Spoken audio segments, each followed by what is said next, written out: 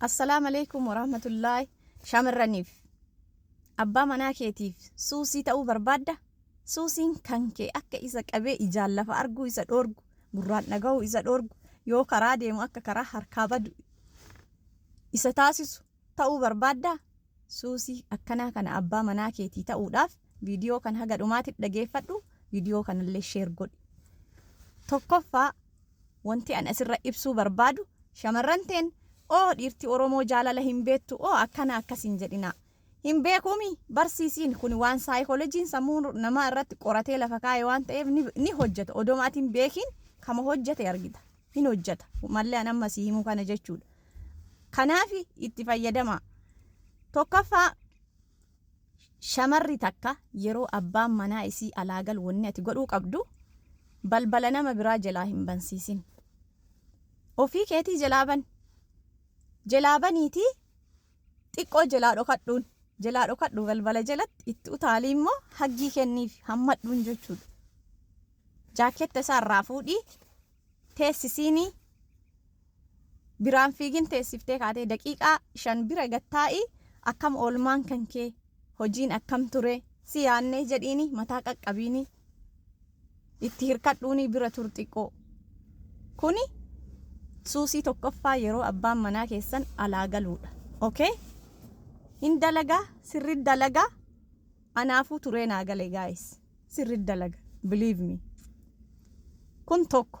Lammaffaa yoo kichinii keessatti yookaan kushiinaa keessatti nyaata hojjetaa jiraatte abbaan manaa kan kee bakka biraa taa'ee ati kichinii keessa teettee itti lallabaa waliin hin haasayin maal goota beektaa? Teessoo fidii fi kottu jaalallee kiyya abbaa manaa kiyya qaalii gaarii kottu na bira taa'e waliin haasofnaamee jedhiin. Nyaata kee hojjetaa isaa waliin haasayi. Eegas immoo inni maal godhaa nyaata kana ni ilaala yeroo ati hojjettu. Ni ilaala gas what will happen nyaata kana otoo laaluu sirraa barata. Eegas immoo yaaluu barbaaddaa jedhiin. Hojjedhu hin jedhiniin. Hojjedhu yoo jettee waxamadii keessa seente sii dhumate dhiirtii uumamaan mucaan xiqqaas haa ta'u ajajuu malee okay ajaja hin fedhan. Kana waan isaan beekanii godha otoo hin taane uumama isaaniiti. Sanirra direct odoo hin taane direct hojjedhu jechuun otoo hin taane yaaluu barbaaddaa jedhiin. Eegas immoo gammadee bakka hin barbaaddaa jettee waa ati permissionii yookaan immoo eeyyama gaafattee fi eeyyan jedhee saf jedhee sirraa baratuudhaaf gammachuudhaaf waan ati hojjettu san yaaluu eegalaa jechuudha. Shamarran keenya dhiirri kennaa kushiinaa keessa dalaguu hin beekanii nyaata hojjetuu hin beekanii maali complain yeroo mara complainiin yookaan walirratti callaa wanni jechuun hin barbaachisu. Kanaaf malallee fayyadachuun gaariidha. Mala saayikoolojii tokko fayyadachuun gaariidha jechuu barbaadeeti.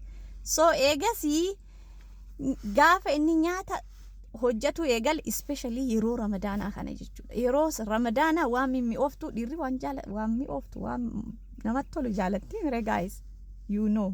Secret illee ta'uu baatu garii nu dhagayanii amma. Okay? Waan mimmi'ooftu jaalatan waan ta'eef jechuun nyaata mi'aa jaalatan jechuu barbaadeeti gara biraatiin. Okay? Yeroo akkanaa saambusaa wanni saambusaatu namatti tolti. Biskuutiin namatti tolti waan mimmi'ooftuudha. Waanuma xixiqqishuu akkanaa tana yoo daladdu isuma si waliin haa dalagu. Isuma barataa waan biraaticha jechuudha. Waan guddaa irraan jalqabiin kushiinaa si bira taa'uu sodaataa kana booda. Waan xiqqishuu akkasii irraa jalqabii waan gugurdaayyuu si wali hojjetu eegalaa jechuudha. As keessa maaltu jira amma? Kushiinaa keessatti illee suusii qabsiifteerta jechuudha. Gara biraatiin nyaatas barsiifteerta jechuudha. Okay? Suusii lammaffaati kun. Suusii sadaffaa yeroo nyaata dhiyeessite nyaata dhiyeessitu kana dursi afaan kaayini afaan isaa kana irraa akkana qaxxaragiini. Suusii sadaffaadha kun yeroo nyaatullee suusii itti taateerta jechuudha. Kan afraffaa yeroo ala waliin gadi baatus haa ta'u mana keessa teettee wajjin isaa wajjin haasoftu irraa fagaatteen taa'in itti hirkadhu taa'e isa jala seenii taa'e itti maxxanii taa'e. Okay? qaqqabiin mataa isaa kan immoo qaqqabi dhiirti mataa qaqqabuu jaalatti akka ajaa'ibaa yaa rabbii waaw mataa kan akkana qaqqabii fi chestii isaa kan irree isaa kan waaw irree qabda hin bareeda irreellee yoo hin qabne irree san baasuu makaraa arga okay itti hirkadhuuni taa'e kun ka arfaffaati jechuudha soo suusii waa meeqa keessa qabsiiftee jirta yoo alaa galuu kushiinaa keessatti yoo nyaata nyaatu yoo taa'ullee hirkatee gizee mara akka taa'u kanaafuu yeroo mara inni bahus galus nyaatus kushiinaa keessatti eessatti yeroo hunda suusii isaa taatee jirtaa mataa isaa kana qabdee jirtaa jechuudha kontirool keessaa bahuu hin danda'u kanaafuu kuni sadaqaa guddaa ramadaanaati keeyiriin guddoon ramadaana keessaa waan abbaa manaatiif haadha manaa ka caalte hin jirtu waliif qooda ni hojjeta sirrii hojjeta anaayyuu turee naa galee isiniin jedhee jira itti fayyadama assalaamu alaykum